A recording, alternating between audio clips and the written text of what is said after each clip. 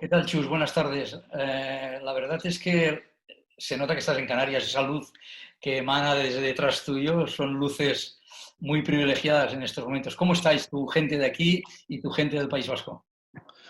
Bueno, estamos en Canarias muy bien. Hombre, hay dificultades también, pero son menores que en la península. Y bueno, pues estamos encerrados con la familia, bien, tranquilos, en una buena condición, como bien sabes, con un buen clima, en una casa preparada para poder estar así. No nos la pillamos por esto, pero bueno, pues tiene un pequeño terreno para que los niños puedan también jugar. Es amplia, no es muy grande, pero es amplia, así que estamos bien. Y en Euskadi mejor, porque bueno, mi familia se dedica a temas sanitarios y al principio pues hubo bastantes casos cercanos, incluso directos, pero bueno, todos están bien ahora y bueno, pues intentando llevar esto de la mejor manera posible y ser solidarios para que la gente se pueda recuperar lo antes posible, pero también con la preocupación de lo que será el día después, ¿no? Y por lo tanto, con ganas de que podamos empezar a funcionar con una cierta normalidad lo antes posible. Dentro del sentimiento de buscar la normalidad, nosotros lanzamos este proyecto con 3 acciones diferentes a la semana: fondos bibliográficos los martes, un cuestionario para saber un ratio de información los jueves, un vídeo para sacar el propio sábado, ¿no? Y la verdad es que no es tanto para que los entrenadores se distraigan si están aburridos, sino que es un poco para prepararles. Finalmente, hay mucha gente que no se pueden distraer. Tú lo sabes como yo, igual, que también tengo familia en el mundo de la sanidad. Hay tanta gente que está dando tanto por nosotros que nosotros lo que podemos hacer ahora es prepararnos seriamente para cuando salgamos de esta, estar listos para devolverles a ellos o a sus niños, que son nuestros jugadores, y devolverles nuestra mejor preparación. Y es un poco el objetivo de la sesión. Sí, en eso estamos, Juan María, ¿no? En tratar de ser lo más activos posible, dentro de que tampoco pues tenemos muchas oportunidades de aportar demasiadas cosas más allá de alguna campaña solidaria y de estar muy pendiente de lo que es, en mi caso, sobre todo, la investigación, que es lo que creo que va a marcar el que podamos volver a la normalidad lo antes posible. Y entonces, pues bueno, algunas iniciativas como el Yo Me Corono, empecé a participar muy pronto, o con la iniciativa del hospital que dirige la investigación Bonaventura Clotet y también del Márcate la mejor jugada del Valdebrón. Bueno, pues esas son las iniciativas que puedes apoyar y por lo demás pues estar muy pendiente de ayudar a otros entrenadores y sobre todo pues de cuidar a mis hijos, que también pues tienen mucho trabajo en casa y tenemos que ejercer ahora de adjuntos al profesor de primaria, ¿no? Que es lo que somos en este momento mi mujer y yo. Enhorabuena, yo creo que es de agradecer tu colaboración ahora con nosotros, pero por supuesto todo lo que relatabas también es muy sintomático de tu humanidad, ¿no? Mira, nosotros hemos organizado un sinfín de preguntas que han llegado en 5 bloques, de forma que había muchas que versaban sobre situaciones parecidas y por tanto las hemos ido encajando todas ellas en varios paquetes. Nos han quedado un grupo de cerca de 20 cuestiones determinadas, insisto, en 5 bloques, ¿no? Y empezando por el primero, lo que le hemos denominado el bloque de ataque, hay una cosa que la gente, varios de ellos han insistido, que siendo un entrenador que te has internacionalizado tanto en tu etapa de seleccionador y por supuesto en tu etapa de club, compitiendo en diferentes competiciones de clubes europeas, nos preguntan qué tanto eres capaz o qué tanto has absorbido de ese tipo de competiciones, al revés, cosas que están haciendo en sistemas de juego de ataque los equipos o incluso de la propia NBA. Bueno, de la NBA no mucho. La verdad que no soy un gran seguidor de NBA. Lo fui en su tiempo, pero bueno, acabé un poquito desencantado. Sé que es el baloncesto en el que pues se compite a más alto nivel porque hay mejores jugadores, pero a nivel táctico las situaciones son muy diferentes, las filosofías del juego también, aunque ahora, bueno, con la presencia de mucho jugón también en el baloncesto europeo nos vamos acercando un poco en algunos conceptos y sí que, bueno, trato de sacar mucho y hemos utilizado situaciones procedentes de mi año en Euroliga, que te enfrentas a los mejores entrenadores y sacamos cosas y luego pues también hemos utilizado situaciones siempre que vamos aprendiendo de nuestros propios compañeros en la ACB, ¿no? Creo que a nivel táctico Los entrenadores de ACB son de lo mejorcito del mundo, no solo de Europa, y por lo tanto muchas de las cosas que se ven son cosas que sabemos que van a ser tendencia a nivel mundial y por tanto también las tratamos de implementar no solo por su efectividad ofensiva, sino también para tratar de ser buenos en la defensa de esas nuevas situaciones a los que los jugadores están menos acostumbrados, ¿no? Vamos a mostrar estamos mostrando algunos de los conceptos que hemos utilizado muy basados pues, en las diferentes adaptaciones desde el concepto de Spain, que bueno, se empezó a llamar Spain porque lo hicimos con mucho éxito en la final del europeo que ganamos contra Lituania con la selección española, que prácticamente no lo habíamos utilizado en el campeonato, pero lo teníamos ahí preparado para el día importante. Lo utilizamos en la final porque además sabíamos que Lituania era un equipo que tenía dificultades, no tenía una norma específica para defender esa situación, y aunque era una situación que ya se venía haciendo, pues al tener esa repercusión que tuvo en la final del europeo de Francia y Alemania de 2015, pues nos permitió el que ahora todo el mundo, cuando habla de esa situación concreta, la denomina Spain. Coincido plenamente con lo que dices de los entrenadores de la Liga CB. La valoración tan alta de gente que lleváis en el camino toda vuestra o mucha parte de vuestra trayectoria con unas etapas de formación anterior hace que internacionalmente esta competición se conozca con un eslogan que es una liga de entrenadores, entendiendo que es mucha la elaboración que hacéis en cada uno de los apartados y por tanto se os ha de felicitar. Hay unas cuestiones también que hacen referencia a esta elaboración y concretamente nos consultan al respecto de tus acciones sobre defensas mixtas o defensas especiales en cuanto a la forma o las normas básicas con las que afrontas, puesto que posiblemente mejor no tienes una solución diferente para cada una de ellas. Bueno, el trabajo en defensas mixtas o match-up lo he utilizado mucho más antes de llegar a la ACB o en los primeros años en la ACB, ¿no? Ahora ya pues llevo muchas temporadas en las que igual puntualmente con determinados equipos hemos podido utilizar algo, pero me he fiado más de todo el trabajo defensivo en individual con diferentes variantes. Y digo esto porque es un poco también la tendencia en la competición, ¿no? No sé si también viene dado porque desde que se hizo la línea 6.75 en una defensa en zona hay que llegar más lejos para evitar el tiro de tres, pero el hecho concreto es que en los últimos 10 años hay un uso mucho más limitado de las defensas mixtas, triángulo y 2, caja y 1, o de las defensas en matchup. Por lo tanto, lo tengo un poquito como abandonado, pero sí que tengo claro que ese tipo de defensas las quiero atacar con sistemas individual, el 90% de las veces, puede haber alguna pequeña excepción, pero las quiero atacar tanto las mixtas como las matchup con sistemas de individual, porque la matchup acaba poniéndose siempre en individual, ya sea el primer corte, ya sea el segundo pase. Entonces las quiero atacar con sistemas de individual, es decir, acabar jugando el bloqueo directo. Y si son mixtas, quiero hacer ese bloqueo pronto, para identificar con el mayor tiempo posible dónde está la ventaja. Entonces, no juego nunca sistemas largos, trato de que sean movimientos cortos y siempre movimientos de individual contra mixta y contra matchup.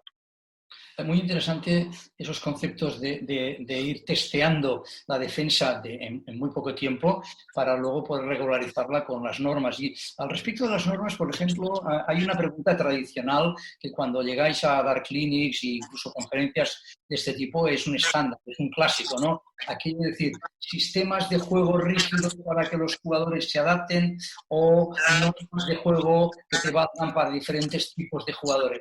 ¿Qué tipo de filosofías tienes tú más?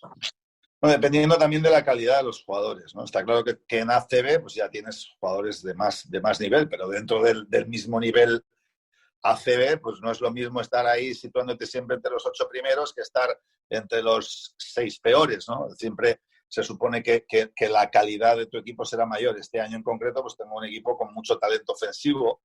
Entonces, bueno, seguimos teniendo muchos movimientos, pero movimientos, como digo yo, cortos o con muchas variantes, ¿no? Y siempre adaptados al talento de los jugadores. Es decir, queremos buscar a Gio Sermadini donde él es bueno. No hacemos el movimiento de Chus, ese clásico de toda la vida. No soy ese tipo de entrenador, sino donde Gio se siente más cómodo, pues es como le buscamos o cómo queremos que juegue Marceliño, si siempre situaciones de bloqueo directo pronto o igual no, porque como le pasan mucho under y hay veces que no está tan acertado en el tiro, pues igual sí que con Marce interesa jugar a veces algún movimiento más largo para que juegue el bloqueo directo y si le pasan under tire con más confianza el tiro de 3 porque ya sus compañeros han tocado la pelota, o las situaciones especiales para tiradores muy rápidas porque pues Sasu es un tirador extraordinario, ¿no? Sasu Salin.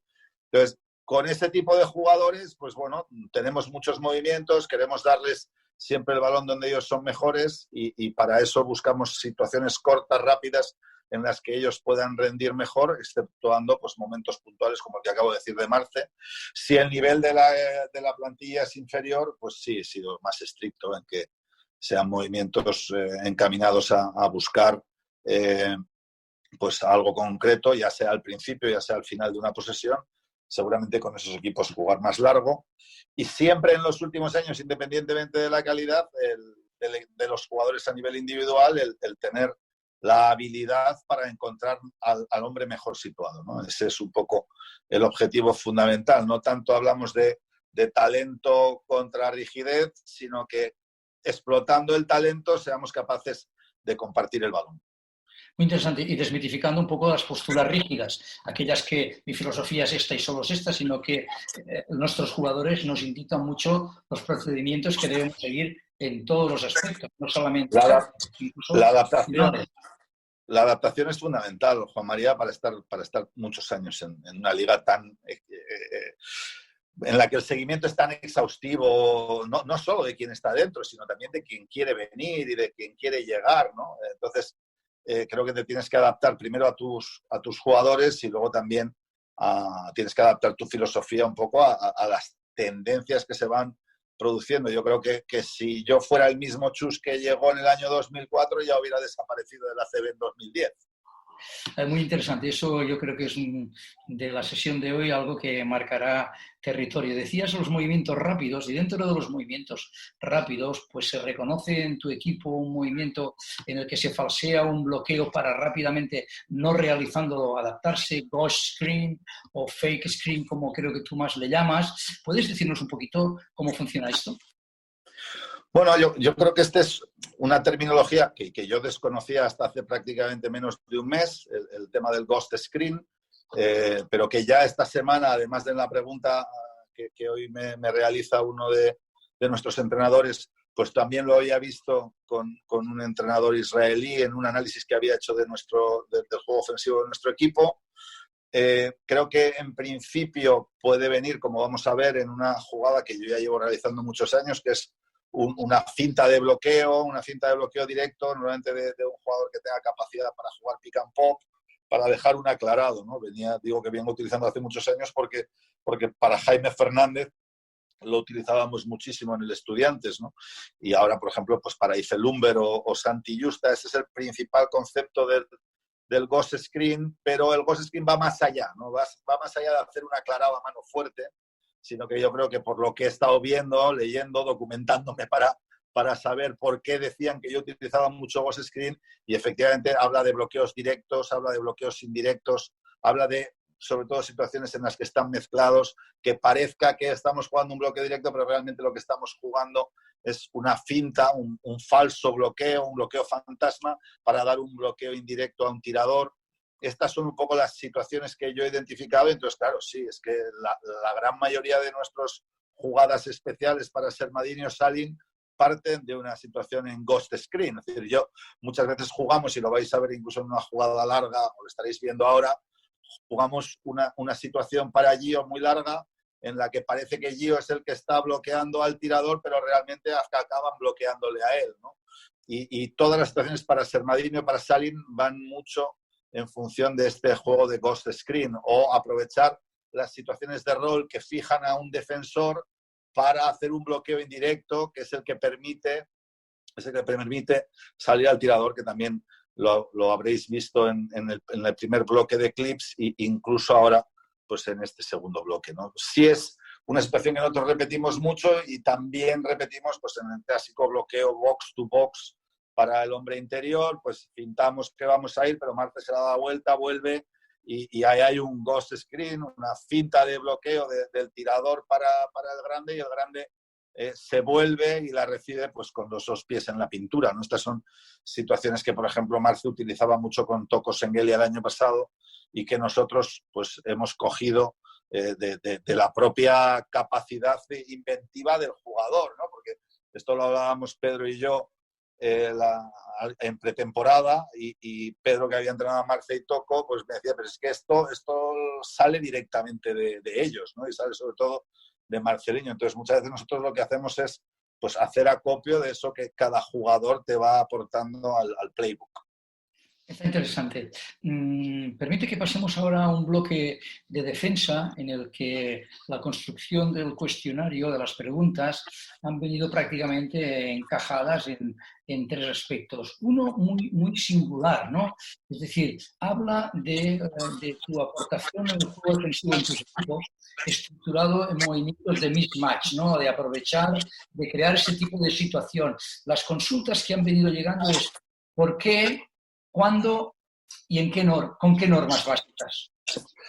Bueno, es también una defensa, la defensa de cambio múltiple, que es verdad que he utilizado muchísimo, y lo mismo, pues especialmente en los años del ESTU y en el primer año con el Canarias, luego menos, y ahora podría decir que prácticamente nada, digo, en un porcentaje global. Es decir, cuando hablas de defensa de cambio múltiple con el 4, pues sí, yo cambio mucho con los 4 todavía, pero ¿cuántos bloqueos hacen los 4 realmente en el juego actual? Pues muy pocos, ¿no? Si hablamos de una defensa de cambio múltiple es cuando cambias con el 5. Y claro, yo con Sermadini no me veo cambiando, o con Bobris no me veo cambiando, o con Fran Guerra, ¿no? Por lo tanto, este año, pues si cambiamos en ultimísimos segundos, ya ahí no hay normas, ahí ya es eso, tratar de que no te superen y puntear el tiro. Y lo mismo si ellos buscan el mismatch, que no van a tener tiempo. Hago un inciso. También es verdad que cada vez hay más jugones en nuestra liga y más bases que tratan de jugar uno contra uno a la primera. Por lo tanto, si haces un mismatch en el que el pequeño puede atacar a un hombre de 2'15" desde el principio, tienes todas las de perder, ¿no? Entonces, no buscamos tanto esa defensa. Cuando la hacíamos, que es cierto que la hacemos mucho y la hacíamos muy bien, sí teníamos unas normas muy establecidas. La primera, más fundamental, era que en esa defensa de cambio múltiple el balón siempre tenía que estar presionado. Había la tendencia a que el grande, cuando cambiaba siempre como un poco en medio en flat. Oye, yo cambio y te aguanto. No, eso no es malo solo porque ahora te pueden tirar un pull-up de 3. Es malo porque el hombre balón siempre elige el mejor pase. Y cuando tú haces un cambio múltiple significa que hay varios cambios a la vez. Si el balón no está presionado, siempre va a estar viendo quién es el que ha quedado con más ventaja, unas décimas de segundo más, y por lo tanto estás concediendo el triple. Muy importante, y lo veremos también en ese par de clips que tenemos, o lo estaremos viendo, el que haya presión al balón. Y luego, pues bueno, a mí me gusta deshacer el cambio, es decir, tratar de hacer cambios constantes, pero nunca si el balón está en el centro. Esa es un poco la segunda norma fundamental. Cuando el balón va a una banda es cuando tratamos de hacer el break, que yo le llamo, ya sea breakout o el break up, ¿no? Y el break up, pues eso es lo más chulo, cuando el pequeño está defendiendo por delante, el grande ha logrado que suelte el balón en una banda, pues ahí el jugador más grande que haya al lado contrario, como el pequeño está defendiendo por delante, le cantará break up, lo estamos viendo en el corte, le cantará break up, y ese pequeño saldrá a poste alto en esas situaciones de high-low.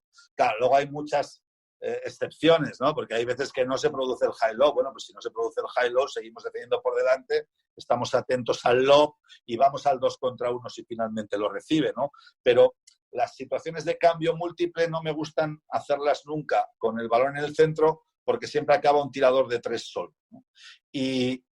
Y luego, bueno, pues es fundamental también el tener 5 que puedan controlar. Nosotros la última vez que lo hemos hecho, lo hacíamos, que se ve uno de esos cortes con Joseph Jones y Blagotas Sekulic, que eran buenos defensores de 1 contra 1. Anteriormente también lo habíamos hecho con mucho éxito, pues jugadores como Diamond Simpson, ¿no? 5 pequeños en el Estudiantes que podían defender a un 2, a un 3, a un 1 sin ningún problema, ¿no? Y luego una de mis normas más importantes ahí era que en ese tipo de defensa, cuando mejor lo salía y más la utilizábamos, poníamos al 3 defendiendo al hombre que más bloqueo directo jugaba, fuera el 1 o fuera el 2. De tal manera que en la situación de cambio, pues el cambio múltiple fuera solo cuando realmente tenemos una opción marcada en nuestras normas y una desventaja evidente. Es decir, si el 5 contra el 3, y esto, por ejemplo, lo defendía muy bien siempre en el estudio Xavi Rabaseda, ¿no? Xavi defendía muy bien al 1 porque era un defensor muy bueno de hombre-balón, pero luego en el cambio era capaz también de aguantar a Tomic. Es decir, entonces eso ya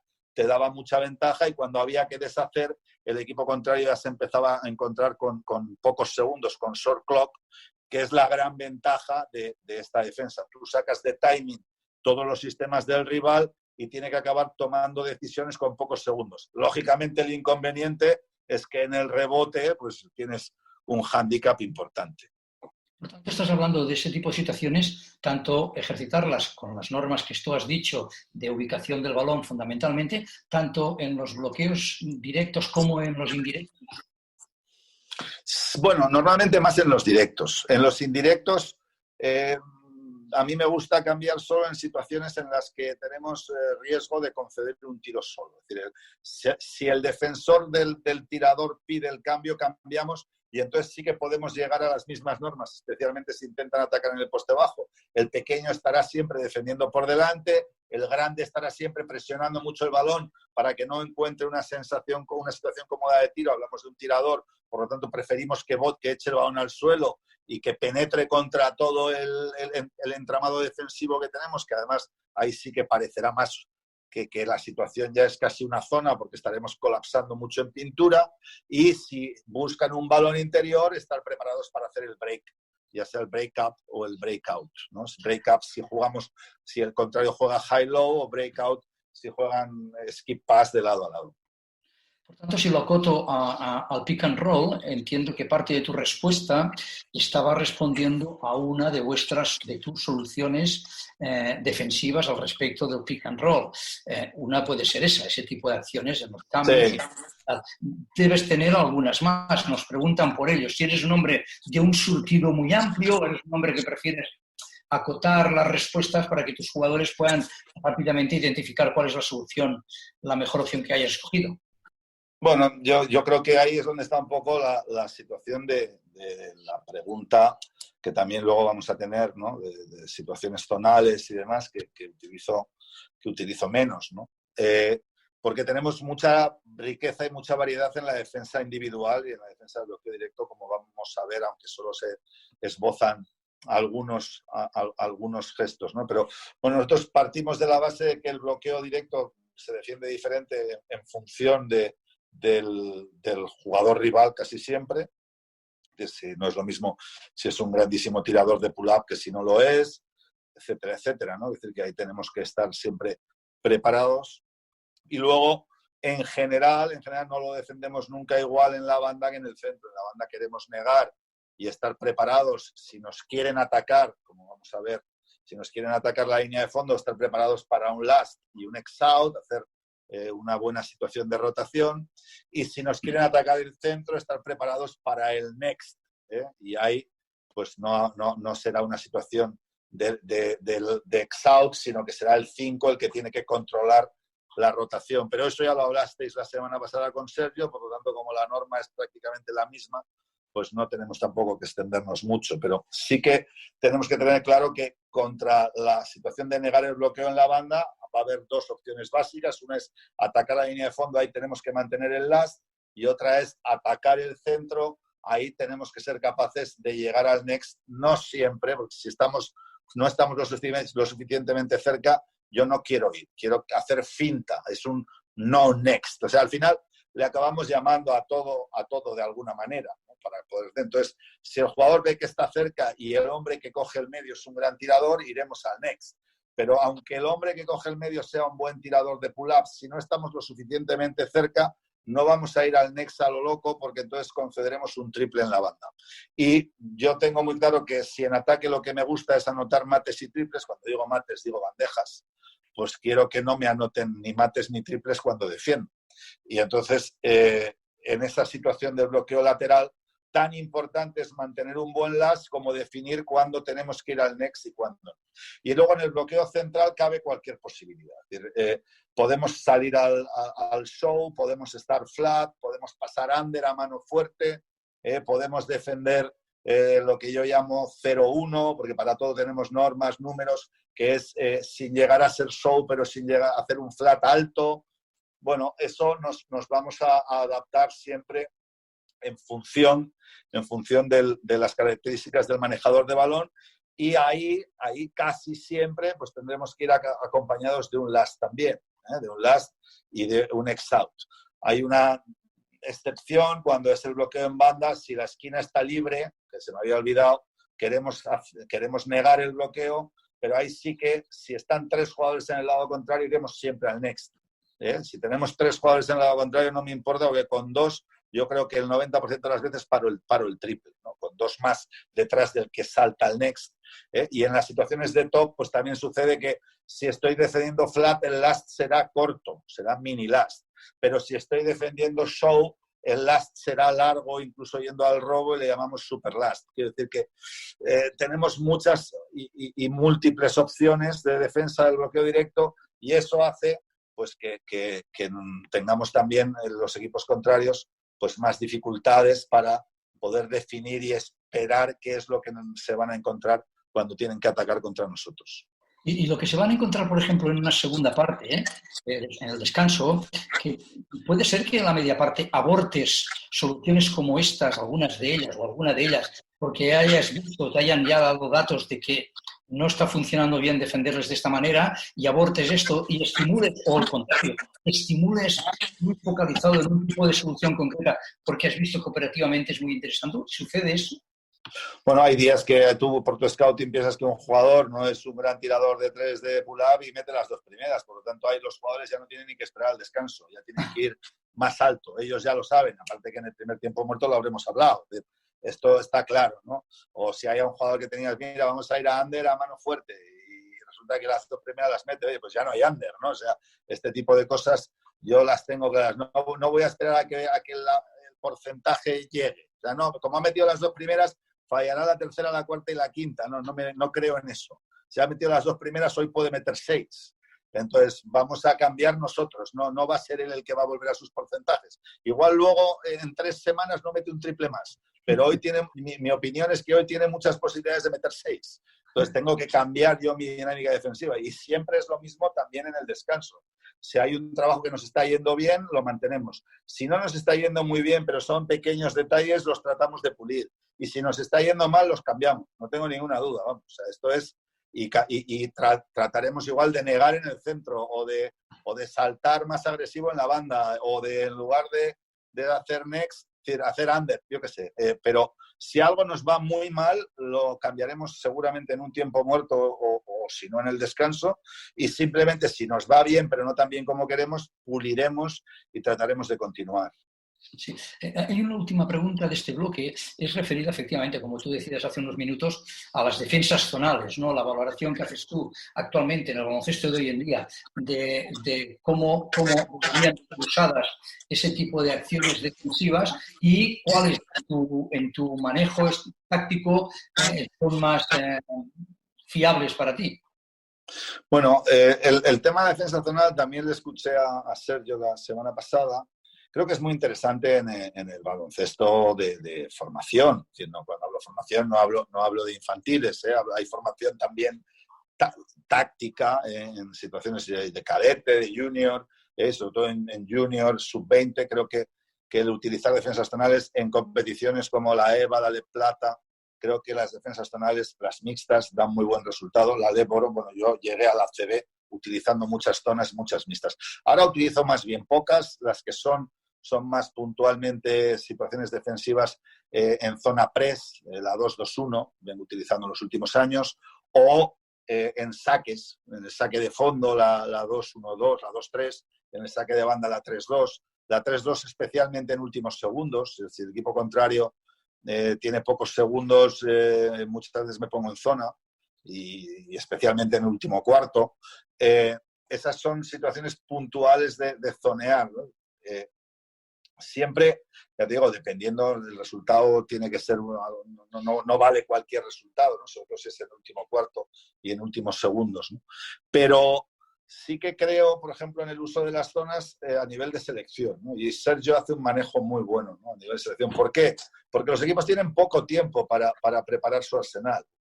Y entonces el que tú puedas cambiar ritmos más o menos a menudo, sabiendo que juegas partido día sí, día no, y que el contrario no va a tener claridad de ideas, aunque sepa que le podemos hacer una zona 2-3 o una zona 1-2-2 que acaba en una 1-2-2 o una 3-2, todo lo que tú puedes hacer en un campeonato corto, yo creo que es bueno el tenerlo. Y Sergio lo trabajaba muy bien, el todos los días o casi todos los días tener pequeños detalles, ya fuera en 5 contra 5 o en 5 contra 0, para marcar esos conceptos de esas dos defensas zonales que podíamos usar más. En competición, en liga, yo creo en ello en momentos más puntuales y sobre todo como una solución táctica a día de hoy.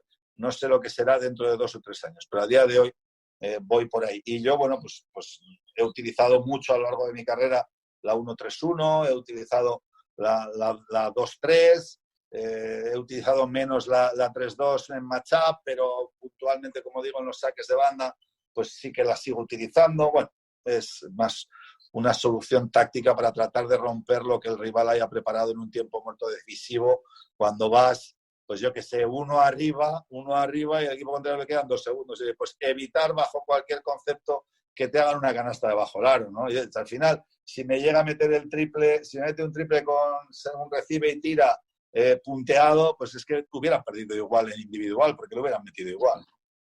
Dices a lo largo de tu carrera, yo recuerdo haber competido contra ti cuando estabas en La Palma, en la LEP, que tenías un jugador americano, un jugador blanco, tirador, tremendo, bastante grande, que era un hombre que cuando os poníais en zona parecía que estaba en todos los sitios y se creaba un muro posicional donde estaba él, tremendo. No me acuerdo el apellido del chico este, pero era una defensa que parece que eres capaz de arrastrar situaciones de este tipo. Mark Pope sería, ¿no? Porque era un tirador sí, importante, que luego tuve en Bilbao también. Cuando yo marché de La Palma a Bilbao lo fiché también. Y Mark, lo que hacíamos, claro, con Mark teníamos que utilizar muchas defensas en zona porque era muy mal defensor 1 contra 1. Y efectivamente era un tirador grande, además para esas categorías, de casi 2 metros. Entonces tenía muy mal desplazamiento lateral, tan malo que aprovecho para contar una anécdota que en un entrenamiento, cuando ya llevaba entrenándole 3 años, porque lo tuve 1 año en La Palma y 2 en Bilbao. Hicimos en La Palma en Le Plata, hicimos en Bilbao Le Plata con ascenso de Boro y hicimos en Bilbao Le Boro, que nos quedamos a las puertas del ascenso. Y entonces yo me acuerdo que ya cuando llevábamos 3 años juntos teníamos mucha confianza, era un tío fantástico. Por cierto, es bombero y tiene 4 hijos. En Virginia Beach vive, en Virginia Beach, Mark Pope. Y entonces le digo, Mark, pero defiéndeme una vez un desplazamiento lateral. Y me dice, coach, tú sabes, esto en inglés, pero tú sabes esto del handball. Pues yo debería haber sido jugador de balonmano. En defensa cambio. Pero cambio al banquillo. Ya sabes que lo mío no es defender. Entonces, con él utilizábamos muchas defensas zonales y sí que es cierto que, claro, en aquel momento de línea de 6-25, un hombre que era muy vulnerable jugando tanto al 2 como al 3 en 1 contra 1, pues te ponías en zona, pues para él era una gozada porque ocupaba mucho espacio con sus manos y tal. Y luego, claro, el contrario encima muchas veces decía, pues si tú te pones en zona, yo también. Claro, Mark era lo que quería porque era un tirador extraordinario, pues si se ponían en zona el rival ya, entonces era perfecto.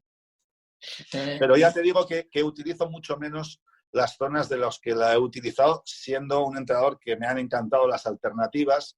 Y ahora yo desde hace años, recuerdo que en Menorca ya hicimos un clinic extraordinario de la asociación con George Cal, con Ettore Messina, con Pedro Martínez, en el que el título de mi charla era la primera vez que le llamé alternativas defensivas en individual. Sí. Hace ya casi 12 años de eso. Pues bueno, en ese trabajo es en el que estoy después de haber estado pues 20 años en el anterior, que era alternativas defensivas utilizando muchas zonas y muchas mixtas.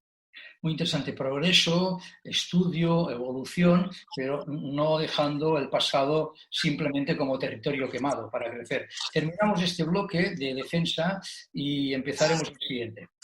Estamos para empezar en el tercer bloque, un bloque de técnica de entrenamiento. De nuevo, una pregunta muy a la usanza de las hostile stats, de las estadísticas avanzadas en denominación más concreta.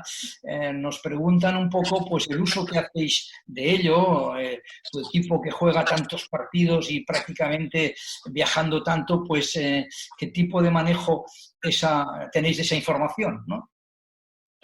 Bueno, a mí me ha gustado mucho y siempre ha sido una característica la actividad defensiva y entonces todo ese tema de tocar balones, de las deflections, es algo que siempre le hemos dado muchísimo valor. A raíz de trabajar en los 2 veranos que estuve con Sergio, él nos trajo lo que nosotros llamábamos en la selección el tema de la valoración defensiva, que bueno, pues tenía mucho que ver también el tema de la falta de ataque y demás, ¿no? Entonces, bueno, tratamos de controlar quiénes son los equipos, los jugadores que más se esfuerzan, de controlar el esfuerzo a nivel defensivo. Esforzar, se esfuerzan todos, ¿no? Pero el esfuerzo y el acierto y tratar de bueno, pues de dar al que lo está haciendo pues un arma también para que él se sienta más importante. Y al que no lo hace tanto, bueno, pues para decirle hey, que tienes que tocar algún balón más en defensa, que hay que hacer un mejor uso de las manos y demás. Entrenando tan poco como entrenamos, jugando tanto como jugamos, es muy difícil trabajarlo. De todas maneras, para todo este tema de sacar faltas de ataque y demás, siempre pues hemos aprovechado los ejercicios un poco en velocidad, el primar el que la gente se meta adelante, pero bueno, para entrenar cómo sacar faltas de ataque ya en cualquier situación, que es lo que ahora está más en boga, yo creo que habría que preguntarles a otros. Yo no soy un especialista. Hay una situación, ahora comentas esto de Sergio, sabes que en noviembre estuvimos con el viaje de la asociación a Toronto y dentro de las reuniones que hicimos con el staff se nos presentó a una entrenadora que tiene en su grupo, una exjugadora de la universidad donde estaba el propio Sergio. Y de alguna manera, Nick Norse jugaba en la misma universidad que él dirigía y tal y cual. Entonces esta chica se licenció en Ingeniería Informática, estuvo contratada, como ya expliqué, con unas grandes compañías de este sector, pero Raptors la incorporó porque era una especialista de la empresa privada de ajustar la Big Data, mezclar diferentes datos y de ahí sacar conclusiones interesantes. Ahí creo que hay una vía muy interesante de incorporar elementos al staff, quizá no el staff directo de banquillo, como tú sabes en la NBA, no todos están en banquillo, pero sí dentro de los staff de nuestra propia Liga ACB, a gente que tiene este tipo de preparación, por supuesto conocedores del básquet, pero este tipo de preparación. ¿Cómo ves este tipo de situaciones? Bueno, yo creo que nosotros en nuestras posibilidades, claro que le damos mucho valor, pero no tal vez al enfoque que tenía la pregunta, ¿no? Si le damos mucho valor a la estadística avanzada a la hora de analizar cómo anota un rival, cómo nos anotan después de un partido, cómo anotamos nosotros, cómo recibimos, cómo encajamos los puntos. Todo eso le damos mucho valor, ¿no? Y como digo, también individualmente, a nivel de equipo, no solo hacemos las estadísticas normales, también miramos otros parámetros más avanzados y a nivel defensivo, pues esta dinámica que trajo Sergio para la selección de la valoración defensiva que le llamábamos, pues también la hemos hecho durante muchas temporadas, ¿no? Yo creo que esto del manejo de la información no hay que saturarse tampoco, ¿no? Es decir, si al final queremos controlar tantísima información, es que hay unos jugadores que serán buenos en unos aspectos, malos en otros. Es decir, yo creo que entrenar, el tener datos está muy bien, pero no hay que abusar de ellos. Yo tengo, por suerte, una buena mentalidad matemática y creo que puedo controlar datos, pero no todos. No todos. Y tengo una buena mentalidad matemática. Siempre se me han dado bien las mates. Entonces digo, joder, no abusemos, ¿no? Hablando de entrenadores formadores, no abusemos de los números. Creo que es muy importante controlar la información que manejamos, desde luego la que damos. La que damos tiene que ser muy pequeña y muy importante, pero la que manejamos tampoco tiene que ser toda, porque entonces acabas no pudiendo ver jugar al equipo rival todo el tiempo, todo lo que necesitas para saber cómo realmente juega, aunque tengas todos los datos. o acabas no pudiendo dedicar a tu equipo el tiempo que necesita para que unos jugadores puedan mejorar tanto en el ámbito colectivo como en el ámbito privado. Entonces, manejar cuanta más información mejor, sí, pero no manejar más información de la que somos capaces de absorber, porque eso nos puede volver un poco locos. Coach Popovich, cuando estuvimos en San Antonio, hizo una apreciación en este sentido, además con un eslogan, el menos es más, ¿no? Y nos enseñó un poco los estudios, los 4 estudios que había de cada uno de sus 4 ayudantes principales en cuanto a lo que le preparaban del equipo del siguiente partido, ¿no? Uno de ellos era Messina y Torrey. Me explicó cómo cuando estuvo en Los Ángeles Lakers ayudando a Mike Brown, el libro del partido que le hacían preparar, pues casi tenía 2 dedos de gordo, se tenía que hasta encuadernar, ¿me entiendes? ¿No? Y el coach Popovich pues tenía 4 folios, uno de cada uno de los coaches, decía, yo quiero un folio, y si puede ser que esté escrito por una cara, ¿no? Por el menos es más, muy interesante. Pues sí, yo estoy a favor un poco de eso también, ¿no? Hace años que además teníamos menos posibilidades de visualizar lo que los jugadores tienen que aprender. Ahora utilizo mucho el vídeo y cada vez menos información en papel, la que doy a los jugadores, digo, y la que me dan a mí es lo mismo. Intento que sea también bastante ordenada y escueta, porque si no, ya te digo, no tienes tiempo casi más que para leer, no para poder trabajar en tus jugadores y en el partido próximo. Nos preguntan cómo dimensionas la cancha a la hora de tus entrenamientos para desarrollar cierto tipo de trabajo. Si eres hombre de mucho medio campo, eres hombre de cuarto de campo de 3 contra 3, eres hombre de 5 contra 5 continuo. O sea, ¿cómo aprovechas el espacio que hay? No los espacios tácticos de ataque, sino el espacio para desarrollar conceptos de juego. Bueno, también depende de la carga semanal, ¿no? Y de la carga anual de partidos. Yo he pasado de dirigir un equipo que en Liga CB jugaba pues 36, 38 partidos el año que más, ¿no? El Bilbao Basket de las primeras temporadas, al Canarias que ya está jugando 60 o al Valencia Basket que jugó 70. No te hablo de quién juega 80, es decir, 80 o más, como juega el Madrid o el Barcelona, ¿no? Entonces, cómo entrenas va en función también de la carga de partidos que tengas. Cuando yo entrenaba un partido a la semana, me gustaban mucho las situaciones de 4 contra 4 continuo, me gustaban mucho las superioridades, 3 contra 2, 4 por 3, 5 por 4, 3 contra 2 más 1, es decir, un defensor que se incorpora el último, 4 por 3 más 1, 5 por 4 más 1. Eso hacía que los jugadores también adquirieran fondo físico. Bueno, yo creo que eran entrenamientos con mucho ritmo, sobre todo en el principio de la semana. Y luego, pues realmente cuando hemos empezado a entrenar poco porque jugamos mucho y viajamos muchísimo desde Tenerife, claro, nosotros para jugar un partido en Europa perdemos 2 días prácticamente en los que no se puede entrenar, ¿no? El de ida y el de vuelta. O si entrenas en el de ida, que sí entrenamos cuando vamos, yo que sé, a Lituania, entrenamos un rato, pero claro, no puedes entrenar con ritmo, porque vienen los jugadores de muchas horas de vuelos, en situaciones lo más cómodo posible, pero que no son cómodas. Entonces, tienes que medir mucho las cargas, ¿no? Hay poco entrenamiento con contacto y si se produce contacto, pues ya entraríamos en que casi todo lo que hacemos es 5 contra 5 y es 5 contra 5 en medio campo, ¿vale?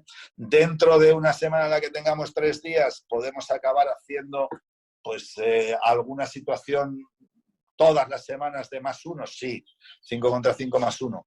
Y pocas situaciones de más 2, porque no hay margen, no queremos cargar las piernas de jugadores que juegan tantos partidos, ¿no? Entonces, hemos pasado de entrenar con muchas situaciones de ritmo de todo campo, de poder correr, de incluso acabar muchos de los entrenamientos con pequeños partidillos teledirigidos, cuando jugábamos un partido a la semana para mantener el ritmo. Ahora que jugamos 2 o 3 partidos a la semana, ritmo de partido ya tenemos, por lo tanto se trata de hacer cuestiones más en medio campo, tácticas e incluso muchas veces sin contacto, con walkthroughs, con ruedas y poco más. Por tanto, eso es aplicable a la siguiente pregunta que venía, el entrenamiento de esas situaciones especiales. Sabes que vas a jugar esos 2 partidos, que esos viajes, además desde vuestra isla, pues tan lejos, con unas combinaciones tan complicadas. Recuerdo que hablamos casi en el momento del confinamiento, que estabais colgados en una población de Bélgica, intentando salir de allí, teníais que llegar a Madrid, no sabíais si os dejarían entrar, de allí teníais que volver a Canarias, y era un episodio dantesco, ¿no? Me imagino que este tipo de situaciones especiales, concretas, jugada final, jugada de banda específica, bueno, eso te ha obligado también a estudiar en qué momentos puedes entrenarlas. Sí, bueno, yo creo que ahora casi saco más tiempo, ¿no? Porque como tenemos que trabajar mucho más en medio campo, cuando quería trabajar más en movilidad, parece como que, y con motion y con actividad, parece como que las jugadas de fondo y de banda molestaban, que los otros jugadores se paraban mucho, ¿no? Incluso cuando haces medio más uno desde un saque de banda, no sé por qué, pero el jugador tiene la tendencia como que le cuesta arrancarse para salir para el otro lado, ¿no? Entonces, ahora como trabajamos mucho más en medio campo, pues entra mucho mejor y, bueno, cada día hacemos saques, por ejemplo, y situaciones especiales, cada día. Las jugadas más básicas que utilizamos de saques y de últimos segundos, por ejemplo, bloqueo directo central con diferentes alternativas, esas las utilizamos en juego de 5 contra 5 normal, y las que son más de truco, últimos segundos especiales o saques con short clock y tal, con poco tiempo, esas las hacemos en 5x0, porque claro, como todos se las saben, nunca salen si las haces en 5x5. Y no se trata de perder la confianza en la jugada. Entonces, las que son jugadas de ultimísimos segundos de fondo y de banda, las hacemos en 5x0, que son algunas las estamos viendo ahora, o las hemos visto ya, y las que estamos jugando más habitualmente, que no son jugadas de truco y demás, esas, y que hay que ser capaces de sacar la ventaja compartiendo la pelota, esas las jugamos en 5 contra 5. Pero lo utilizamos mucho más ahora, mucho más, y la verdad es que tenemos en ese tema de estadísticas avanzadas, tenemos unos ratios en general buenos, pero este año son extraordinarios, ¿no? Entonces, como son extraordinarios, cada vez confío más en ello, ¿no? Cada vez confío más en el trabajo que estamos haciendo, tanto en saques de fondo como en saques de banda en campo de ataque. Hay preguntas de entrenadores, evidentemente, la mayor parte de entrenadores que no piensan a lo mejor directamente en solamente de vuestro baloncesto de élite, a ver qué tienen que aprovechar, sino que quieren invertir el tiempo que van a estar viendo este vídeo, conociendo cuál es tu pensamiento al respecto de cosas que a ellos naturalmente les importan, les afectan el día a día. Decía Sergio la semana pasada que el tiro es fundamental y que los jugadores en cualquier momento de su etapa han de entender que los entrenadores lo que estamos haciendo es ayudarles a crear expectativas muy buenas para el devenir suyo como jugadores cuando les corregimos y entrenamos y les hacemos repetir acciones de tiro, ¿no? Por tanto, si tú estás en ese orden de cosas, que supongo y estoy seguro que sí, hay gente que, hay un entrenador concretamente que lo ha llevado a un territorio más de formación específica. ¿Hasta cuándo puedo creer que yo pueda ajustarle algunos cambios en la mecánica de tiro en un jugador? ¿Pasa en la élite? ¿O yo ya con 19, 20 años de los chicos que entreno ya tengo que olvidarme porque no lo van a cambiar? ¿Cuál es tu opinión al respecto? Bueno, esto es un poco blanco y en botella, que no cambiemos el tiro más que a alguien que lo necesite, ¿no? Si no tira bonito pero mete, no le cambiemos nada. O sea, partimos de la base de que no es que no tire bonito, sino que no es efectivo, ¿no? Si no es efectivo, yo creo que es algo en lo que hay que trabajar siempre. No sé si cambiar el tiro o si cambiar algún apoyo o algún agarre de balón o el buscar el que haga tiros, si encima estamos pensando que es un jugador que tiene recorrido, que haga tiros pues más en movilidad, menos estáticos. Es decir, yo creo que el tiro lo estamos trabajando continuamente. No sé si lo tenemos que cambiar. En cualquier caso, modificar pequeños detalles siempre. Siempre estamos a tiempo de que un jugador pueda hacer un mejor apoyo en la recepción que le permita, por lo tanto, estar más equilibrado. No tenemos que pensar en el cambiar el tiro, cambiar exactamente de gesto, ¿eh? Es decir, igual tenemos que empezar por abajo, por los apoyos, por cómo apoya en la parada, si flexiona mucho o poco, ese tipo de detalles. Hombre, si realmente tiene una muy mala mecánica, hombre, pues lo que hay que hacer es convencerle a él de que tiene que cambiar para mejorar como jugador. Y eso se puede conseguir también con 20 años, probablemente no con 30, pero con 20 sí. Pero los otros detalles de hacer que ese tiro sea un poco mejor, yo creo que siempre estamos a tiempo en cualquier jugador bueno, quitando como puedes tener a lo largo de tu vida, pues grandes tiradores. Yo cogía a Juan Espil con 38 años, no le voy a cambiar nada cuando era un hombre que las metía de colores, ¿no? Pero si hablamos de que buenos tiradores les vas dando también inputs. Yo este año con Sasu Salim, al principio, como era equipo nuevo y él tenía mucha responsabilidad, yo creo que estaba tirando hasta demasiado rápido. Era un tío que siempre ha tirado rápido y eso es un gran valor. Pero si tiras demasiado rápido, igual tu efectividad decae un poco. Decía, yo prefiero que tires rápido, pero no tan rápido para que aumente un poco el porcentaje, ¿no? Y son detalles de los que hablamos puntualmente también. Mira, hay una cuestión que te has referido en el primer bloque. Decías, te gusta mayoritariamente meter canastas debajo del aro o en mate o buscar tiros de tres. Evidentemente no descartas todo lo demás, ¿no? Y por tanto, cuando accionabas tu defensa tratabas de protegerte también de estos temas. ¿Hay alguna pregunta que ha llegado en cuestiones de técnica individual y en referimiento concreto al tema del pase? Nos preguntan cómo desarrollas en tus entrenamientos la efectividad en este tipo de pases, pues cuando el jugador va hacia la canasta o cuando el tirador sale fuera. Es decir, ¿tiene algún tipo de técnica de entrenamiento específica para que esos pases que son para ti los que van a ser más importantes, poderlos trabajar personalizados? Bueno, tenemos que jugar mucho en función de lo que nos vaya a hacer la defensa. Primero, a nivel táctico, los equipos tienen normas y nosotros ya tenemos que saber atacar esas normas y lo hacemos durante todo el año y en la preparación de partido. Si en nuestras series de tirador sabemos que vamos a encontrarnos con un equipo que corta los bloqueos, que hace cheat cada vez, pues tenemos que subir los bloqueos, tenemos que buscar más el pase a la esquina. Si queremos buscar el pase a la esquina contra el cheat, pues utilizaremos más pases por encima de la cabeza, por fuera del cilindro a mano y media, incluso alguna vez picaos. Bueno, los iremos trabajando, pero más son los jugadores los que saben qué tipo de pase tienen que utilizar en función de la norma defensiva que yo impongo.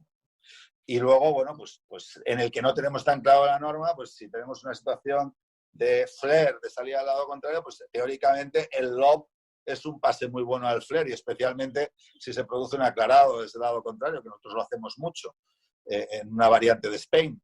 Pero claro, si cortan el bloqueo no hay lob que valga, ahí lo que hay que dar es un pase de pecho rápido o un pase a mano y media rápido. Como filosofía, independientemente de lo que haga la defensa, creo que el pase a una mano está muy bien cuando no te defienden. Si te defienden ya hay que utilizar el pase a mano y media, como mínimo. Me gusta mucho que los jugadores grandes pongan el balón por encima de la cabeza. Aleros, cuatros. Esto de tener el balón abajo limita mucho los ángulos de pase. Balón por encima de la cabeza.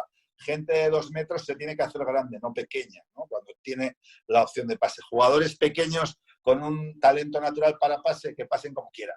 Pero jugadores con un talento un poquito más limitado, pues más mano y media que una mano, incluso contra defensa presionante, más 2 manos y pases desde el aire, que nos pueden permitir buena conexión. Y luego el pase picado tiene que ser un pase corto, ya sea a una mano contra defensa flat o a 2 manos, tiene que ser corto. El pase a una mano con el nivel defensivo, con lo pequeño, el pase picado, largo, con el nivel defensivo que tienen los rivales y con lo pequeño que se ha quedado el campo, es pérdida casi siempre, ¿vale? Alguna vez vamos a ver en vídeo, mira, el Chus este dijo que es pérdida y qué canastón le ha metido un pase de 8 metros picado por debajo de las piernas. Digo, existen esos pases, pero son excepción. Por cada uno que entra un pase picado de 8 metros hay 6 pérdidas, ¿no? Entonces, y eso está demostrado. Entonces, creo que el pase a mano y media, el pase 2 manos por encima de la cabeza y luego, hombre, pues Marce en general, que decida él, por ejemplo, ¿no? O el Chacho, que he tenido la suerte de tenerle, o Javi Salgado, ¿no? Que eran grandísimos pasadores. Pero bueno, con Javi Salgado siempre era muy importante, como es un jugador pequeño y con no mucha envergadura, que tuviera control de balón y al que le presionaban mucho, por lo tanto, mucha mano y media, muchas 2 manos. Y ese concepto de la mano y media yo lo aprendí de Héctor, y ya lo hemos nombrado una vez, ¿no? Yo sabía lo que me gustaba, pero nunca lo había oído explicar tan bien. Y en ese clinic de Menorca él habló del pase a mano y media y dije, esto es lo que yo necesitaba, ¿no? Y por eso pues es muy importante el tener la suerte de participar en clinics, como hemos participado muchos, tanto como conferenciante como para escuchar. Y yo cuando voy, pues voy con mucha ilusión de escuchar. Y nunca olvidaré además de aquel clinic la ilusión que me hizo cuando George Karl se vio todo mi clinic y fue el primero en participar y preguntar, ¿no? O sea que una experiencia siempre gratificante el poder tener estos intercambios, ya sea vía internet ahora o antes en vía presencial. Está bien. Oye, del bloque de gestión y dirección de grupos, hay una primera cuestión que enlazará con cosas que has dicho en reiterados momentos, ¿no? Estructuras operativas de ataque, estructuras operativas de tus defensas, se basan un poco en testear y buscarle el truco, buscarle la trampa para dónde actuar rápidamente. Pero claro, si tú ensayas estos con tus jugadores, hay una parte emocional de ellos es muy importante. Es decir, no solamente es hacer, oye, cuando hagan esto, ya verás cómo les engañaremos así. Se lo tienen que creer. Por tanto, hay un factor emocional y hay un factor de capacidad de comunicación muy importante. Me quedo con el emocional. Pues de comunicación sí que lo tengo, ¿no? En cuanto a lo emocional, ¿cómo preparas psicológicamente a esos jugadores que luego van a tener que hacer un poquillo para poder sacar la ventaja que tú estás pensando en esa acción? Bueno, a ver, lo más importante es que el jugador crea en ti, ¿no? Y creer en ti viene pues que tú tengas soluciones tácticas a las diferentes situaciones que va encontrando un defensor o un atacante a lo largo de una temporada.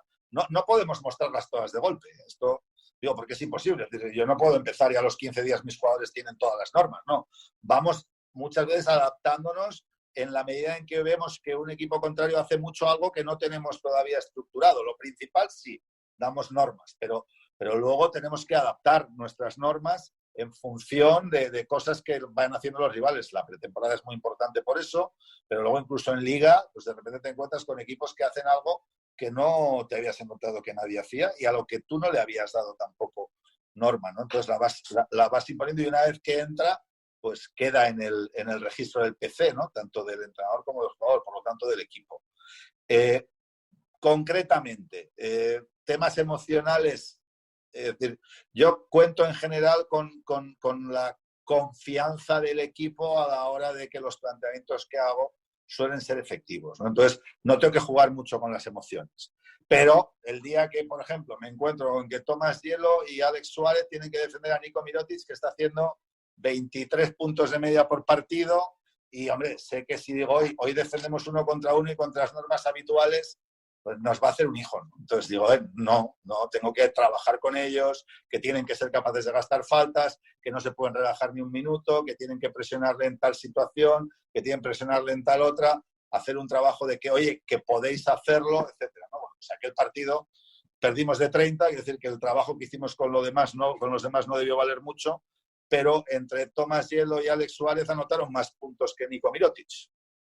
Y Nico Mirotic es el mejor jugador de la liga esta temporada, y Tomás Hielo sale de una lesión y Alex Suárez venía de estar sin equipo y fichó por nosotros, pues eso, y se ganó el estar hasta final de temporada cuando se lesionó Pablo Aguilar. Quiero decir que nos salió mejor donde pensábamos que éramos más inferiores que todo lo demás, ¿no? Y eso pues seguramente tuvo que ver que hicimos un buen trabajo emocional con esos dos jugadores, y en cambio a nivel táctico pues ese día no estuvimos ni el entrenador ni los jugadores al nivel que el rival requería, además de que el rival es muy bueno, claro. ¿Coincides con lo también planteado por Sergio? Ellos tienen 2 hombres fijos en su staff que son psicólogos deportivos. ¿Coincides con él en que la evolución del futuro del baloncesto en Europa pasa por muchas cosas, indudablemente, ¿no?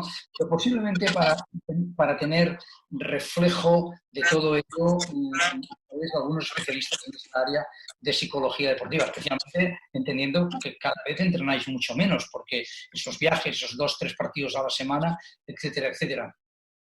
Sí, es evidente. Cuantos más medios humanos podamos disponer, mejor será el resultado. Pero bueno, nosotros a nivel deportivo, y más ahora con la que está cayendo, pues lo que te queda sobre todo es pensar qué es lo imprescindible para poder funcionar, ¿no? Las estructuras de un equipo NBA son, no sé, para nosotros son impensables, ¿no? Incluso yo creo que son impensables para un equipo de fútbol español, ¿no? Igual no para un Barcelona o un Real Madrid, pero para un equipo de nivel medio que ya tiene más técnicos que jugadores, digo, entre todos los aspectos, ¿no? Incluido utilleros y demás. Un equipo de fútbol, por primera vez creo que en el Athletic Bilbao vi la foto el año pasado del póster, había más personal deportivo no jugador que jugador, y un equipo de fútbol tiene 25 jugadores. Pero claro, nosotros ya estamos en esa dinámica, pero somos menos jugadores, somos 12. Ya estamos, casi todos los equipos empezamos a tener entre 10, 12, 15 personas alrededor del equipo. Claro, un equipo de NBA multiplica eso por 3. Porque solo con entrenadores puros y duros son 10. Entonces, claro, si además luego vas añadiendo todo el resto del personal, tienen 15 jugadores, pero tienen 40 técnicos. O sea, esa media no se da ni siquiera en el fútbol europeo al más alto nivel, ¿no? Entonces, sí creo en la figura del psicólogo deportivo, pero creo que, pues bueno, los medios de los que nosotros disponemos no hacen sencillo que podamos llegar a tanto como llega en la NBA. Hay una pregunta de planificación y para no hacer muy amplia la respuesta, porque la pregunta podría parecer ambigua, déjame que la acote a situaciones similares. Por ejemplo, la planificación de la semana se refiere. Por ejemplo, entre semanas del mismo perfil, es decir, un partido a la semana, que debes haber tenido pocos, a semanas del mismo perfil, 2 partidos, por ejemplo, cojamos un estándar de esto, semanas de 2 partidos por semana. ¿Cómo está planificada? ¿Dependiendo de los rivales o independientemente de los rivales en mayor parte? Evidentemente, habrá una parte que será, pues, este es el rival, no el otro, ¿entiendes? ¿No? Sin nombrar a nadie, pero ¿más porcentaje de una forma estándar las semanas de 2 partidos? Bueno, cuando jugamos 2 partidos, nosotros nunca hay igualdad, ¿vale? Nunca hay igualdad. Pues, solemos jugar domingo-martes, por ejemplo, o sábado-martes, y en medio hay un viaje. Eso significa que para el partido del martes estamos muy enfocados en el rival. Y bueno, y en lo que nosotros podemos hacer en función de las cosas que hace el rival. Pero luego igual no jugamos desde el martes hasta el domingo, y vale, aunque haya viaje de por medio, pues tenemos jueves, viernes y sábado. El jueves me gusta solo pensar en nosotros. La primera, es decir, si tengo 3 sesiones, una, pues solo. Si tengo 3 sesiones, la primera es solo nuestra y normalmente solo de ataque. Por supuesto, tratamos de defender bien, pero especial hincapié en el ataque, en que sea ese entrenamiento un poquito de más ritmo, en que podamos hacer las cosas con cierta soltura, adaptándonos un poco a cómo esperamos que defienda, por ejemplo, el pick and roll del rival. Eso sí, ya empezamos a adaptarnos un poco, pero es más enfocado en poder adquirir un poquito de ritmo, porque igual ese entrenamiento solo lo sacamos cada 15 días. Entonces, ese entrenamiento es muy nuestro. Y luego ya los 2 siguientes serían ya muy enfocados en lo que nosotros queremos hacer, tanto en ataque y defensa, en función del rival. No, es que no se me suele dar, pero si fueran 2 entrenamientos y 2 entrenamientos, pues casi que sería el primero de los 2, en cada caso sería un poco compendio. Y cuando jugábamos un partido a la semana, digo, por acortar, siempre yo trataba de dar un descanso entre medio. A veces era un día completo, a veces medio día. Entonces, los 2 primeros días eran muy nuestros y los 2 últimos en función del rival. Está bien, muy interesante también. Oye, mira, hay una pregunta que consulta si le das importancia y si se la das, a qué aspecto se la das en las valoraciones, esos datos que nos salen en estadísticas, en columnas finales, esos más y esos menos. ¿Cuál es tu opinión al respecto? Bueno, el tema de la valoración es, bueno, un valor indicativo. Yo no le doy mucha importancia nunca, ni en medio, ni antes, ni después, ¿no? El más menos como genérico, pues casi que le puedo dar algún valor. Digo, la suma total de más menos, pero también hay veces que depende de con quién vaya el jugador, ¿no? Es decir, es que el más menos, tú estás en la cancha, pero casi siempre estás con los mismos. Es decir, que el baloncesto como está montado ahora, la primera unidad juega porque tal, luego juega la segunda unidad, luego acaba terminando la primera unidad, luego inicias el tercer cuarto con igual algún jugador de segunda unidad, pero uno, no sigue siendo la primera vez. Entonces, a mí el más menos a nivel de sumar muchos partidos, lo llevo, lo controlamos, pero no me dice gran cosa. Sí me dice mucho el tema del más menos en el descanso. Ahí lo intento mirar, en el descanso de un partido lo intento mirar. Casi siempre me refrena además mi impresión, de quién está mejor, quién está peor y tal. Por eso que te he dicho que yo tengo muy en la cabeza siempre toda la dinámica de números, entonces el más menos es el que existe. Yo en el descanso siempre lo miro y no miro la valoración para nada, pero sí miro el más menos. Porque alguna vez me sorprende y sobre todo muchas veces refrenda mi sensación y eso me gusta, ¿no? Me gusta que tú llegues y digas, joder, este hoy no ha estado al nivel, independientemente de de con quién juego y con quién no. Tú ves si hay un jugador que tiene un más menos, aun estando en segunda unidad, positivo y otro negativo. Y dices, mira, ves que este ha estado un poco hoy, que no estaba enchufado, ¿no? Entonces, sí le doy más importancia. Y luego, de pensar, pienso en la valoración por minuto y en la valoración por puesto. O sea, ahí tengo yo también un poco algunas... Eso sí que me da un análisis, sobre todo a la hora de una postemporada y de pensar en fichar jugadores, etcétera. Pero casi que a mí me gustan más otros criterios, ¿no? Por supuesto, los porcentajes en el tiro, especialmente en el tiro de 3 y con el número de triples metidos. Le doy mucha importancia al número de asistencias, al balance robos-pérdidas, asistencias más robos menos pérdidas, en determinadas posiciones el rebote. Bueno, tengo unos trucos que me permiten sobre todo valorar a la hora de hacer incorporaciones si un jugador pienso que se va a poder adaptar mejor a nuestro estilo o no. Y la clave no es la valoración, aunque puedo utilizar también la valoración por minuto en función del puesto, pero no es lo mismo para la valoración ser un base o un pivot, eso es evidente. Y entonces, luego el tiro de 3, el número de triples metidos, el porcentaje, si el balance de robos-pérdidas es un buen balance, bueno, son siempre detalles que a mí me hacen ver que hay un jugador que puede ser objeto de fichar. Descubrimos así, por ejemplo, a Aaron Dornicamp. Es decir, a Aaron Dornicamp no nos lo ofreció nadie. Y fuimos nosotros los que llamamos a su agente preguntando por él y lo acabamos trayendo con relativa facilidad. Y no, en función de todas estas tablas que os digo, pues fue uno de los grandes fichajes, en mi opinión, que se hicieron. Nos permitieron a nosotros hacer una temporada extraordinaria, ganar un título como fue la Champions y a él fichar en el Valencia conmigo, pero ahí sigue. O sea, quiero decirte que es un jugadorazo y que estaba en el momento justo y todo ese análisis estadístico fue lo que nos abrió la posibilidad de verle y una vez que le vimos fue cuando intentamos ficharlo. En tu dilatada carrera son múltiples situaciones, múltiples actores intervinientes, etc. Pero hay una constante que es tu persona fraguada con conceptos de inteligencia, de intuición, de instinto, son aquellos que nos hacen resolver o canalizar las cuestiones humanas con la gente que nos rodea, en el mundo del entrenador, incluso con la gente que nos sigue, que son nuestros jugadores. Mi pregunta es, en el devenir de tu larga carrera, ¿hay algo que se ha mantenido de alguna forma potente en cuanto a muy sólido en cuanto a tu nivel de gestión del grupo? ¿Algo que has llevado arrastrando siempre? Bueno, sí, en general es eso, ¿no? Es que el grupo está por encima de las individualidades, ¿no? Yo creo que eso a todos los niveles en mis equipos se percibe desde hace muchos años, ¿no? Creo que para mí es muy importante la gestión general, me gusta hablar individualmente con los jugadores, pero tratamos siempre a los jugadores en función de las necesidades del equipo, independientemente de que sea el jugador que más juega o el que menos, ¿no? Y en ese sentido he tratado de ser muy justo siempre, tratando bueno, no por ser el que menos juega, ser el que más correcciones recibe, ¿no?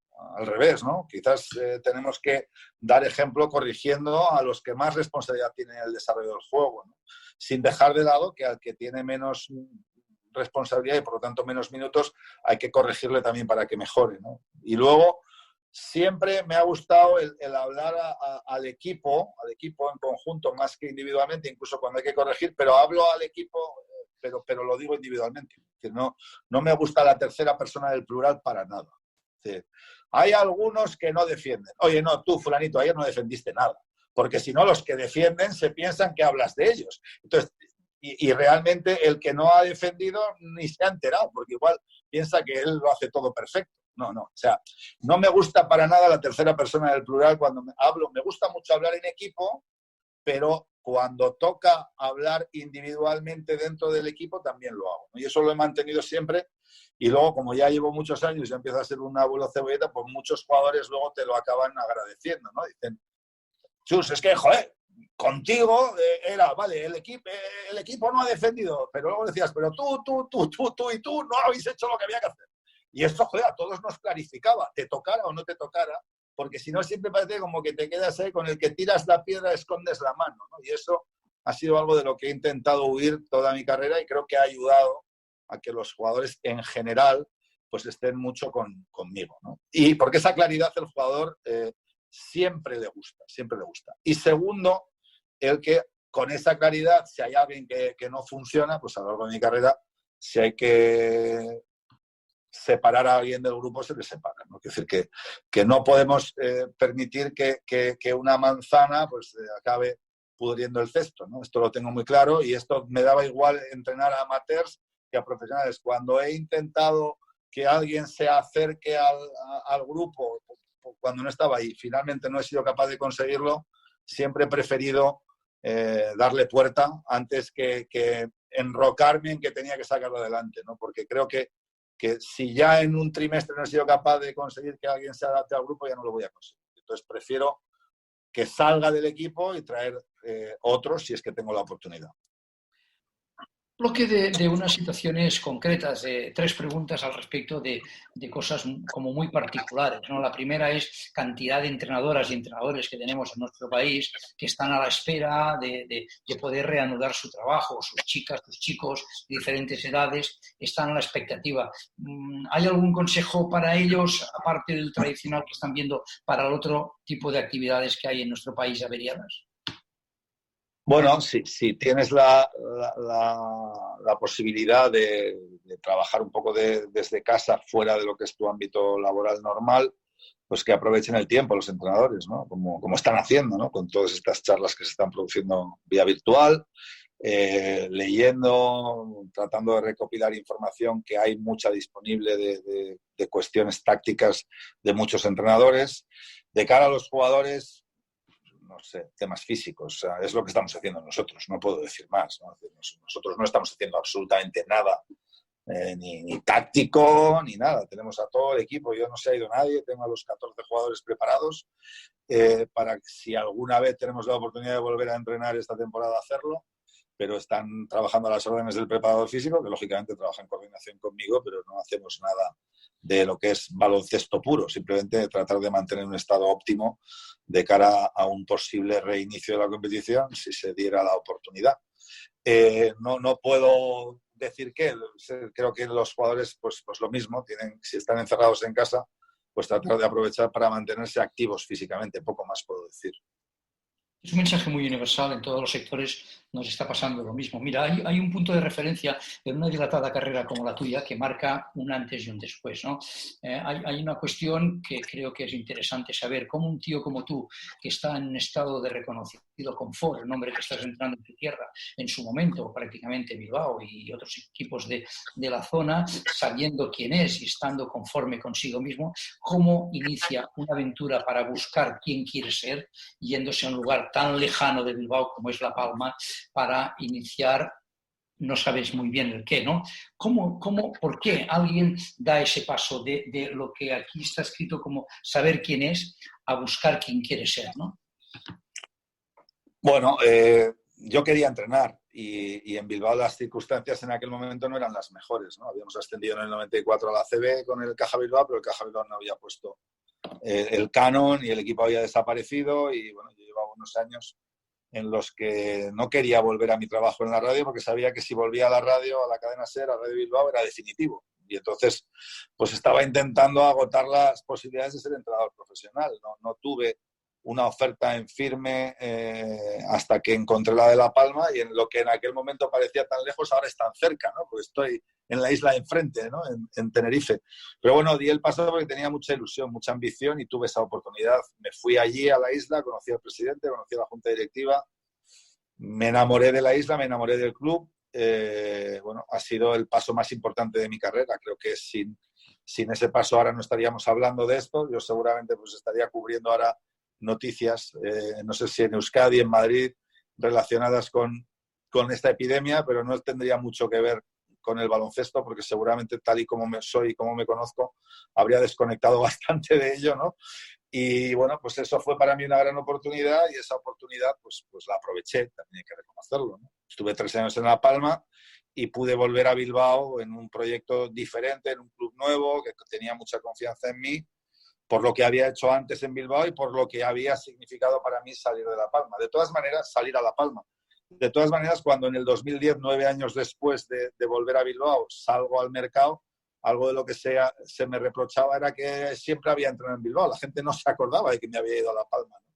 Porque llevaba tanto tiempo en Bilbao, pero yo decía, pero ¿cómo pueden decir esto, no? Que si me fui al equipo más lejano que había en ese momento para ir en España, porque en el Hierro nunca ha habido un equipo de baloncesto de nivel profesional o semiprofesional, y el Hierro es la situación más occidental de todas las Islas Canarias, ¿no? Así que, bueno, muy contento del paso, muy contento de la oportunidad y, hombre, también lo hice un poco por necesidad personal, porque yo quería ser entrenador, y necesidad también económica, ¿no? Yo decía, en un momento dado, yo no puedo permitirme a estas alturas de mi vida entrenar por 50.000 pesetas, que era lo que me podían pagar en Vizcaya en aquel momento.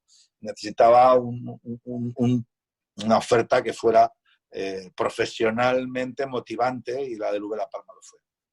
He aconsejado a muchos entrenadores que han salido por ahí, que me han llamado desde ahí, que me han llamado antes de irse un poco para tal, y siempre les he recomendado lo mismo. Cuando estéis fuera, explicad lo que hacéis fuera, porque si no, cuando volváis, la gente ni se ha enterado que estáis fuera y se piensa que habéis estado en casa sentados en un sofá. Tú me das una reflexión complementaria a esto mismo y les invito a que participen, que manden artículos, que expliquen lo que están haciendo, que manden sus vídeos, etcétera, porque si no, a la vuelta la gente tiene un nivel de olvido de tus esfuerzos brutal. Y hablando de hecho, Juan María, te quería puntualizar, cuando salgo de Bilbao finalmente, pues salgo, llevas tantos años ahí, pues se produce un despido, que es algo, bueno, pues que sucede a veces. A mí ha sido el único que he tenido en mi carrera deportiva en mitad de una temporada, pero digo, fuera de lo que, dentro de lo que es el ámbito de ACB, pero voy a Alicante, luego voy a Madrid, luego voy a Valencia, luego voy a Tenerife, vengo a Tenerife. Quiero decir que parecía que la gente decía, pero si es que este no ha salido nunca de Bilbao, no está preparado para salir fuera. Digo, no, si ya había pasado la reválida durante 3 años extraordinarios en La Palma, y yo me encontraba más preparado que nunca, y de hecho, pues bueno, fiché por un Alicante que iba último, y al año siguiente, cuando lo dejé, pues había jugado playoff, Copa del Rey, es decir, estaba claro que yo ya era un entrenador sólido, una persona preparada para salir, para poder adaptarme a cualquier entorno, ¿no? Ahora podrían decir lo mismo de que, bueno, no eres entrenador hasta que no sales de tu país. Y bueno, no. Aquí cada uno vamos pudiendo completar las fórmulas, y no es necesario salir de tu país, sino que lo que hay que ser es capaz de tener buen rendimiento en diferentes clubes, con diferentes entornos y con diferentes mentalidades. Hemos hablado varias veces tú y yo personalmente de eso, de salir de tu país, pero, y hemos coincidido, si sales de tu país, cuando vuelvas, que se sepa qué has estado haciendo fuera de tu país, porque además ahora que es, entre comillas, más fácil porque hay un mercado de búsqueda de entrenador español, pero al final el mercado nacional exige saber de ti y que estás activo, etcétera, etcétera. Yo recuerdo que tras el despido de Bilbao te viniste con nosotros a un viaje de la AEB, un viaje a ver a Mike D'Antoni y los New York Knicks. Por cierto, que cuando estuvimos en Houston hace 2 años me preguntó por el entrenador que habías por ti, que habías estado con nosotros, le decía que estabas ganando títulos, incluso títulos intercontinentales con Canarias, ¿no? Pero me refiero que esa hiperactividad que 15 días, 18, 20 días después de tu despido estabas montado en un proyecto yendo a ver baloncesto norteamericano con la asociación de entrenadores, ¿no? Eso es muy importante, que la gente sepa que cuando estáis en un impasse de no tener equipo y estáis en la búsqueda del mismo, que se sepa que hacéis cosas, porque siempre hacéis cosas.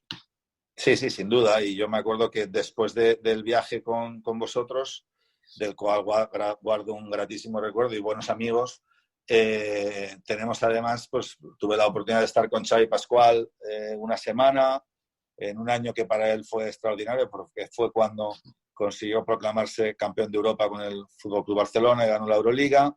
Y luego también tuve la oportunidad de estar viendo durante varios días trabajar a Joan Plaza. Quiero decir que fueron meses que aproveché para hacer diferentes cosas, y que es algo fundamental. Y sí que es cierto que cuando hablamos también de salir de España, pues claro, cuando yo estoy a un nivel ya de llevar, pues eso, más de 500 partidos en Liga ACB, pues piensas más en si sales, pues ir a ligas europeas, ¿no? Está claro que para compañeros que tienen que salir a ligas pues asiáticas, africanas, sudamericanas, ese trabajo de que se sepa lo que estás haciendo es fundamental, ¿no? Porque en un caso como el mío seguramente pues sería más fácil que todo el mundo pudiera saberlo.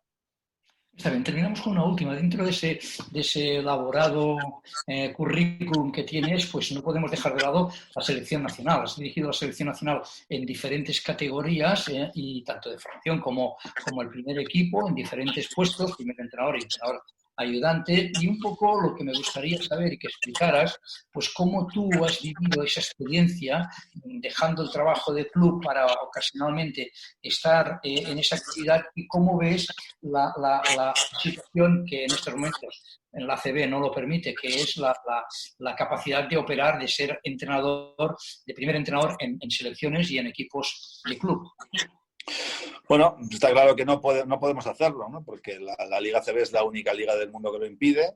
No podemos, un entrenador de ACB, da igual cuál sea su nacionalidad, no puede entrenar a ninguna selección como primer entrenador y ahora tampoco como ayudante. Yo pude ser ayudante porque justo cuando me llamó Sergio era cuando terminaba mi contrato con el Estudiantes y ese verano yo no tenía trabajo. Y sí que es cierto que cuando después de ganar el título europeo ficho por el Canarias, pues yo le digo al Canarias que quiero el contrato solo hasta el 30 de junio porque ya me había comprometido con Sergio en estar con él en los Juegos Olímpicos de Río, ¿no? Y bueno, pues ese fue el motivo por el que tanto Jaume como yo pudimos estar con Sergio en Lille y en Río, porque no teníamos equipo en ese momento, el primer verano, y en el segundo, porque como ya habíamos dado la palabra, pues yo no firmé contrato más que hasta el 30 de junio. Pero yo creo que es una norma muy compleja que hace que los entrenadores españoles pues estemos los entrenadores que entrenamos en Liga CB estemos en situación de desigualdad con el resto de compañeros. Pero bueno, en cualquier caso creo que es perfectamente compatible porque Sergio Scariolo lo ha demostrado durante todos estos años, ¿no? Y como él, muchos otros, Alexander Georgievich, bueno, un largo etcétera. Ahora Mitrovic con Montenegro, bueno, cantidad de entrenadores, Ettore, han entrenado selección y club al mismo tiempo y creo que era perfectamente compatible históricamente. Desde la llegada de las ventanas, pues la cuestión habría que verlo, ¿no? Habría que verlo cómo se puede hacer, pero también hay gente que lo está haciendo, ¿no? Mitrovic, por ejemplo, lo está haciendo. Sergio, un trabajo de mucha responsabilidad como ayudante en Toronto, pues lo está compatibilizando incluso con su trabajo con la selección, ¿no? Yo creo que a nivel profesional es una opción perfectamente compatible, pero bueno, nos encontramos con la traba burocrática que tiene la ACB impuesta, que no podemos obviar y que mientras tengamos contrato en vigor no podemos entrar a ninguna selección. Es decir, yo en el momento en que firmo un contrato de larga duración desaparezco de la quiniela y eso es lo que me ha sucedido en los últimos años, que ya voy teniendo contratos a 2-3 años casi siempre y por lo tanto no tengo hueco en verano por normativa. Pero me encantaría repetir, pero bueno, es algo que no puede suceder. ¿Y es tan enriquecedor esos 30, 40 días de trabajo? ¿Es tan enriquecedor como decís? Lo son porque estás volcado, estás full time con el básquet, a nivel los debates internos, en la preparación de partido, en el análisis de los rivales, en el convivir y compartir prácticamente todo con grandes entrenadores dentro de la propia selección. Sergio, por supuesto, liderando, pero Jaume, Ángel Cañete, Manolo Ayer y yo hicimos un gran grupo. Luego con un gran staff también a nuestro alrededor, el equipo de fisios, médicos, el delegado. Bueno, creo que hicimos una auténtica piña y es muy enriquecedor a nivel personal, muy enriquecedor a nivel profesional, tanto dentro como fuera, es decir, porque te enfrentas a los mejores jugadores y por lo tanto, bueno, encontrarte con una selección griega a la que pudimos ganar en cuartos de final, en la que estaban pues todos estos jugadores de primer nivel, Spanoulis, Antetokounmpo, Lucas, Príntesis, no faltaba ni uno, ¿no? O la selección francesa plagada de NBAs y también consigues ganarles, ¿no? Bueno, creo que con Tony Parker, con Rudy Gobert, con toda la tropa, con Batum, enfrentarte a ellos para mí era la primera vez. Luego he tenido la suerte de enfrentarme a algunos de ellos en Euroliga, pero cuando me enfrenté por primera vez a Spanoulis fue con la selección, ¿no? Y ahí empiezas a ver la tremenda calidad que atesoran esos jugadores, pero bueno, también la capacidad que tenemos nosotros, tanto por calidad de jugadores como por riqueza y variedad táctica, que nos hace ser pues mejores que casi todos, casi siempre. Hemos terminado, Chus. La verdad es que ha sido un placer estar contigo. Tenemos conversaciones telefónicas a veces de muchos minutos, especialmente cuando no estás tan comprometido en tiempo y para otro tipo de temas, pero ha sido un placer. Yo creo que la gente valorará mucho este tipo de afirmaciones, incluso pues de sentencias, diría yo, en algunos de los casos concretos. Ese margen de tolerancia que has mostrado siempre en tu carrera y en tu propia exposición, que es algo que dejas de lado las rigideces conceptuales, las rigideces de sistemas, y por tanto yo creo que el entrenador en formación habrá sacado mucho contenido de verte tan de cerca como te hemos visto. Gracias por tu generosidad. Gracias a vosotros y sobre todo gracias a todos los que han participado en la elaboración de las preguntas y a los que le han dado al clic para vernos en esta charla tan gratificante. Un abrazo para todos. Gracias.